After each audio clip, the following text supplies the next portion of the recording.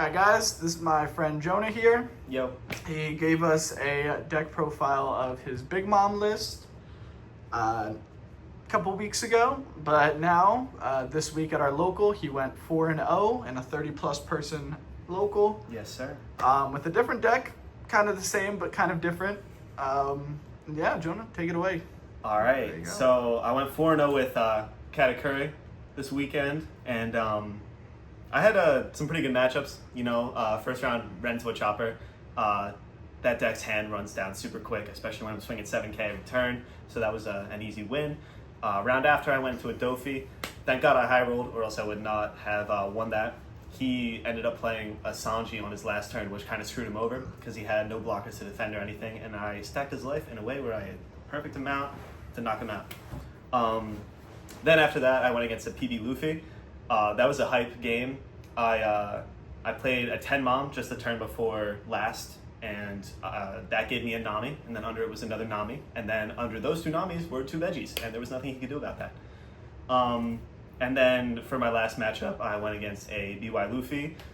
My game plan going into it was just don't swing, set up a board as quick as possible, and then see what I can do.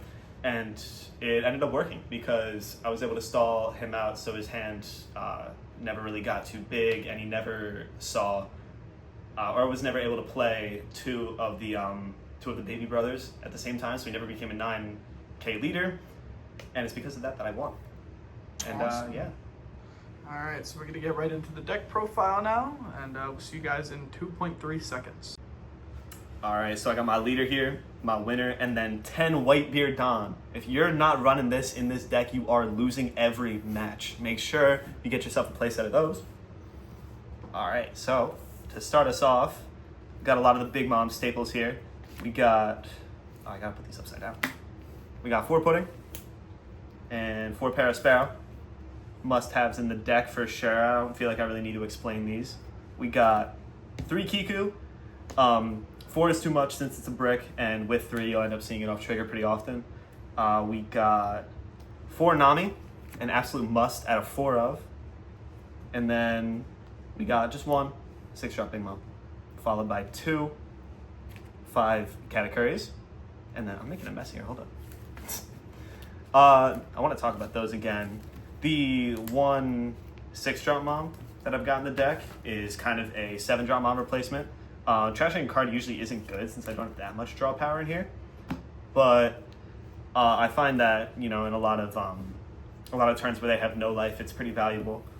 And then the blocker Katakuri, I didn't think it would feel as good as it does in this deck, but it's super, super nice being able to peek at your life, knowing whether you want to move it to the bottom right away or not, and then getting that free rested on leader. It's especially great if you have it out before you 10-drop mom, because then you can also get a 7K swing in, which is super nice.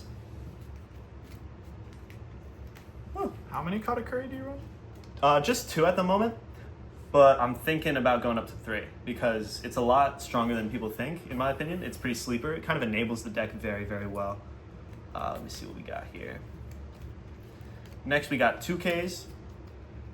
So, of course, we run 4 of the Brûlée triggered 2K, searchable, you know, off Paro and Pudding. And it's always nice to see, you know, you just kind of get your leader effect for free if you see it off trigger. And it goes to your hand, which is never bad. 4 Veggie. It's a must-have. The trigger's broken. And then with another card that I have in the deck, I'm able to use it to clutch out some games. That card is Hiyori. The tournament that I actually won, I ran 3, but recently I dropped down to 2 for another card because it is kind of bricky. I mean, it's always nice to have that 2K, but it's a lot of the time ends up not being playable. But it's really cool to set up plays like putting Capone on your life, or putting like a 0-cost counter on the top of your life and then using your leader effect to move it right to the bottom, things like that. And then I have a few other spicy events to show you later that it also combos with very well. Speaking of those events, I've got 3 Frankie 2Ks, which usually aren't run in this deck, but it's because of a certain card that I have later on that I am running it. So I'll put these to the side for now. We got 3 Bonnie. This was actually, originally it was 3 Hiyori, and then 2 Bonnie, but I decided to switch it around just, for extra draw power. It's always nice to see, it's not too hard to set up, especially if you get it out on turn 2. And since you're swinging 7 every turn, you end up proccing it more than you would think. We also got 3 Robin. I'm thinking about dropping this down to 2 and going up 1 Katakuri blocker, because you really don't play it as much as you think you would. Coming from that Big Mom deck that I did a deck list on before, I was pretty set on having 4 of those and just going for straight life burn. But I found that it's nice every once in a while, so that's where I'm at with it. The trigger is also nice, being able to play Bonnie and Sparrow, or even like a Brule or Veggie if you really need that body. Then lastly, we got the events. So we got 1 Tropical Torment, really good into 5 life decks. It's great to see off trigger, great to see in your starting hand. Anything more than a 1 of, to me, ends up feeling pretty bricky. So I just left it like that. Next we got 2 Soul Pocus. Great when it's in your life, great play off Hiyori, searchable. It's even great out of hand in certain situations if you're really, really starving. And then this is that event I was talking about, 2 Irequisars. That's why the Frankies are in the deck as a target.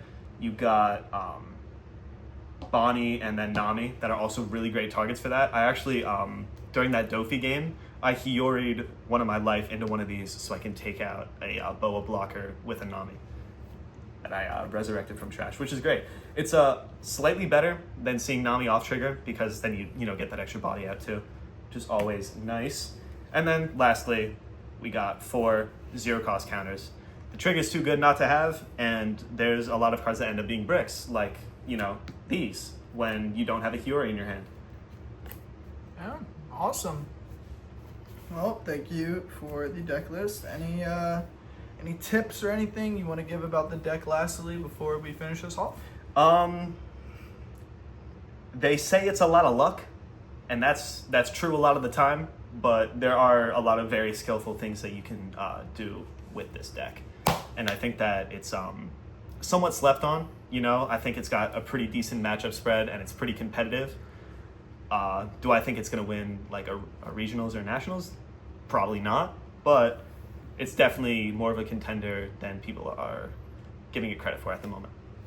All right, awesome. And of course, you need the Whitebeard Dawn. If you don't have the Crucial. Whitebeard Dawn, it's not going to work anyway. You lose. Yeah. All right. Well, thank you, Jonah, for the deck profile, and congratulations on your 4-0 win. Thank you very much.